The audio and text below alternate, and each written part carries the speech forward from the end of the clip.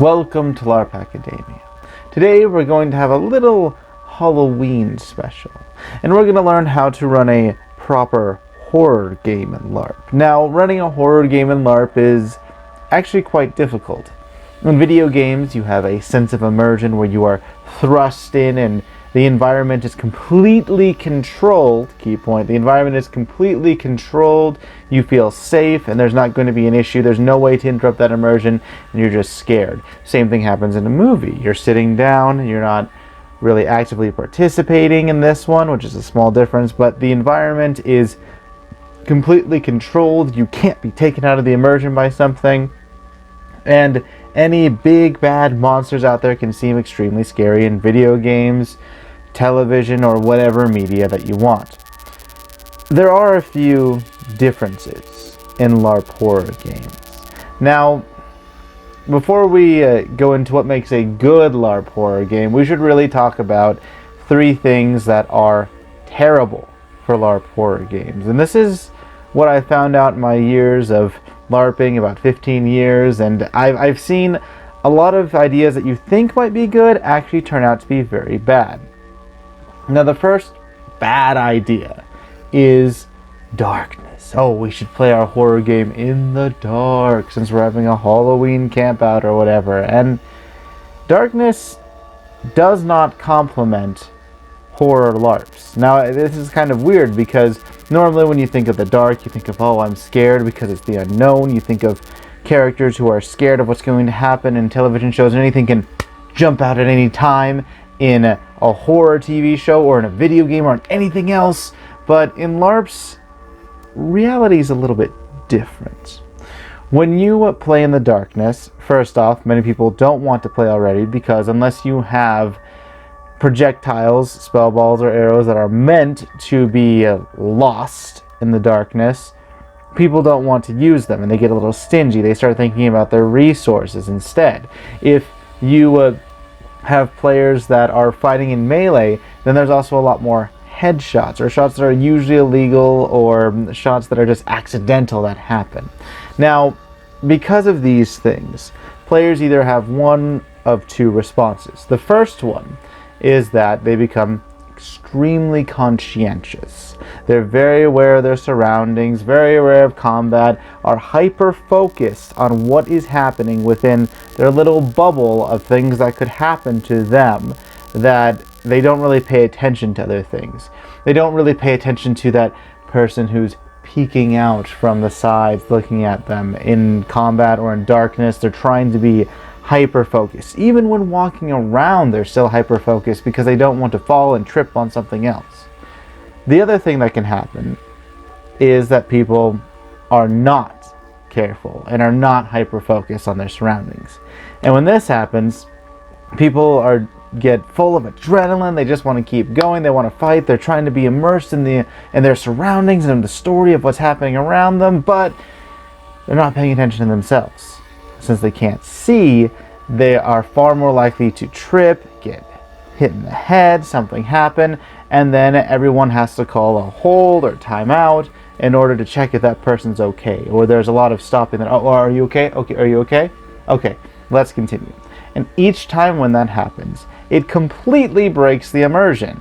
I mean, imagine if you were watching a horror show, someone's running, they trip, and then the villain stops and says, oh, are you okay? Are you okay? All right, let's keep going. How do you think that would make the viewer feel? Well, instead of the viewer in this instance, the player is the one who is being told to stop. Are you okay? Are you okay? All right, let's go. Now, this completely destroys not only any sense of immersion, but any sense of danger or uncertainty or scariness, because everything's fine, nothing bad's really going to happen, and they just don't have any psychological horror tics going on.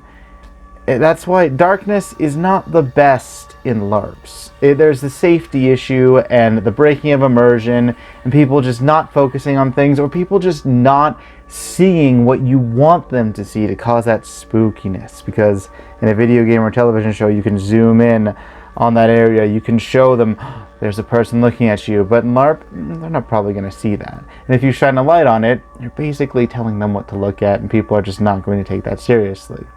Now, the second most common thing that people think are good in LARPs for horror, but really aren't, is big bad monsters. Now, what I mean by big bad monsters is that, oh, there's this super scary monster that's going to come after you. You have no chance of beating him until you find the MacGuffin. Mwahahaha. I mean, at this point, you have this giant imposing monster that could kill everyone, but they're not going to. They're either sitting there just waiting for something, or they're, oh, I can kill you all, just either talking or lazily swinging. Now, when you see someone who is not actively trying to really harm you and is supposed to be scary, it's laughable. It's like you trying to be afraid of a toddler. You're not going to be afraid of this person. You're not going to be afraid of this big bad. And while they could be scary, they're just going to wait for you like some video game character that says, come talk to me when you're ready. And then you spend 13 hours doing other side quests and then go back to them. I mean, they're not a threat. They're not scary. They're not imposing. People think they are, but they're not. The only way to make them scary or imposing is if you have this big bad actively trying to kill the players, not pulling punches, not fighting weaker, because people have generally fought that person in the past and they know how they fight. They know how good they are. And if they haven't fought them in the past, they're probably a new person, so it's probably not good to have them be the big bad, or no one's going to really take them seriously. But I digress. If your big bad enemy is not actively trying to kill the players should not fear them, because it's not scary, and they don't. They realize that they have to do something else, and they might come up to the game designer afterward and say, oh, that was a great game, it was pretty fun. But if you're trying to run a Halloween or a horror theme LARP, you don't want it to be that, oh yeah, it was pretty fun. You want it to be, man, I was scared. I was scared about everything going on. And that's the reaction you want to get, where it is fun, it is enjoyable, but there's still that hint of fear. And it's very hard to do with the big bad monster. The players generally, if they have the big bad monster go at them ferociously, just trying to kill them, they feel a little bit cheated that, oh, this isn't normal, this isn't what we should be facing, and then they might lose hope, they might just not play, they might feel that the game's kind of rigged, and they might not like it.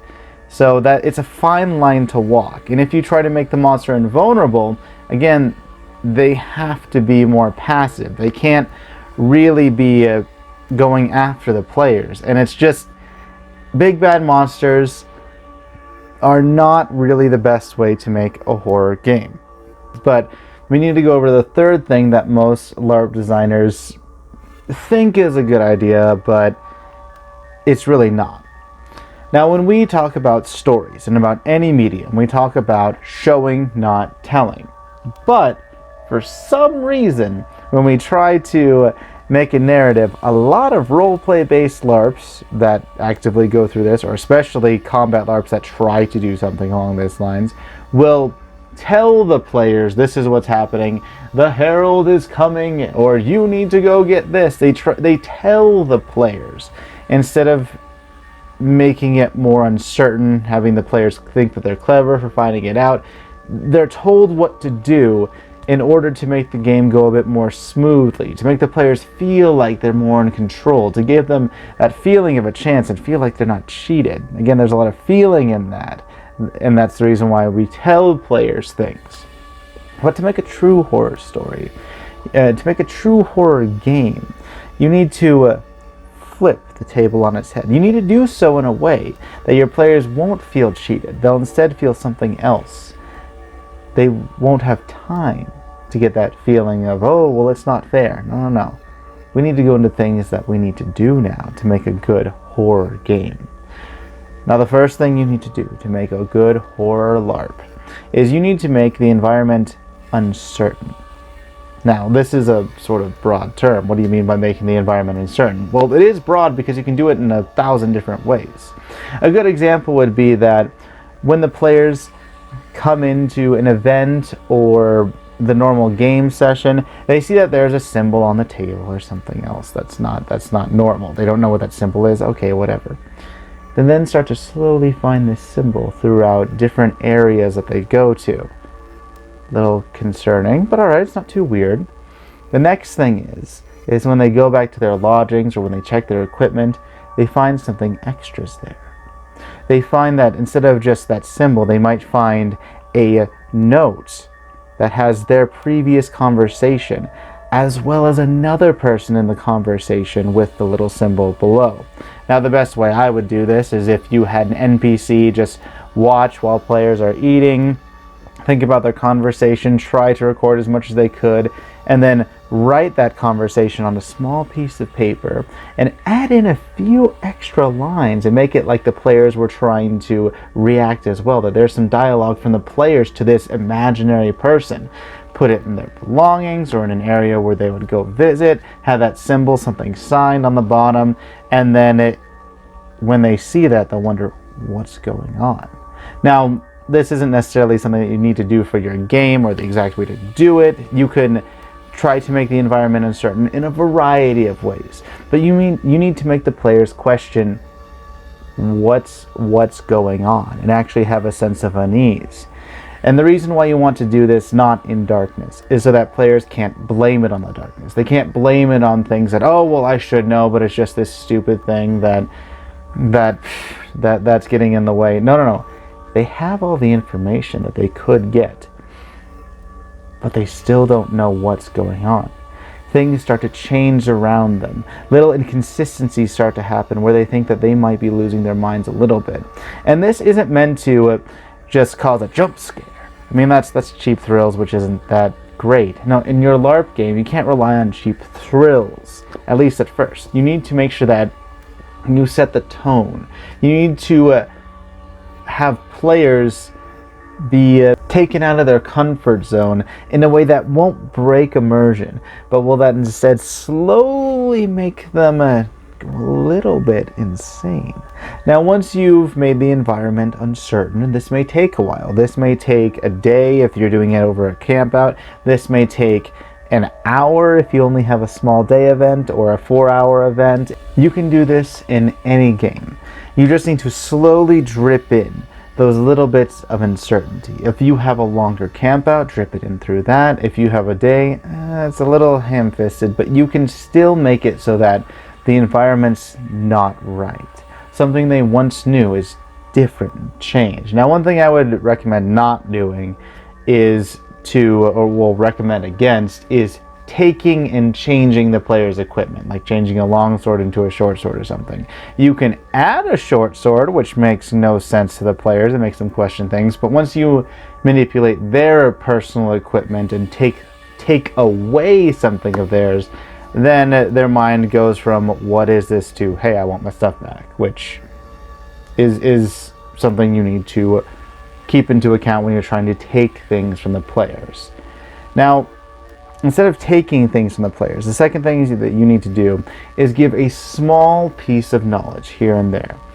If there is a revenant that's causing this, if there's a time distortion, if there's some monster that's going to pop up, you can have small pieces of information, but enough so that the players don't know exactly what's happening. Now, a good way to do this would be to inform the players if there's a monster in town that's invisible and killing people, they could find in the uncertain environment a note. It says, "Help, it's eating us." Players don't know what that means. They just know something's going to eat them. They don't need to be told that the invisible stalker is killing people. No. They're being told something's eating them. Now they have to figure it out. You don't need to tell the players. You've given them just a little bit of information, and then they might find something else. They might find conflicting information as well, something that makes them still uncertain, but small pieces of information to where they could maybe figure out what's going on or figure out how to at least deal with it. And after doing this, after trying to figure out these pieces of information, after accomplishing the goal, the last thing that you need to do when running a horror LARP game is to make sure that there's an uncertain resolution. Now, a great example of this would be that the players vanquish the invisible stalker, or whatever. They vanquish the invisible stalker. And the storyteller says that as the players kill it, the invisible stalker starts to wisp away into the wind, and the last thing you see is its smile and grin as it disappears. Now, having the monster actually smile and grin would actually help a lot too, but at this point, the players are wondering, what's going on? Is it over? Did we actually win? What did we do? And you don't want them to know. Every time you reveal a little bit of information, there should be more questions. There should always be a sense of uncertainty. And did the players kill it? Yes, they killed it, but you don't want to show this agony or pain or whatever else that a monster would normally display. You need to make it questionable. Did the players actually succeed?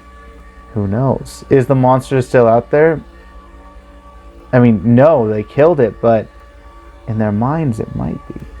And that's what you need to do. You need to make sure that the whole game is enshrouded in mystery, rather than overtly throwing monsters at them and saying that, oh, I'm this overpowered monster that you need to kill, or find the MacGuffin to beat me, which it can create a fun game, don't get me wrong, but it's not going to create a horror game. You need to add the mystery to it. If there's a monster, they need to slowly uncover pieces of this monster. And even when they kill the monster, did they really? Did they really kill the monster? I mean, of course they did. They probably did. But they need to think, did we really? And that is the key to a proper horror LARP. You need to make the players completely uncertain. And by the end of the game, they might not come up to you and say that, oh, that was a fun game right afterwards. A few LARP sessions later they might, but at the end of this game they should still be a little paranoid and begging for answers. What's going on? What's happening? Because that, my friends, is what makes a truly good horror LARP game. And it's very hard to do, and I've very rarely seen it done. But I hope that I've given you a little bit of information on how to make a true horror LARP game for Halloween, or whatever time of the year you're trying to do it for.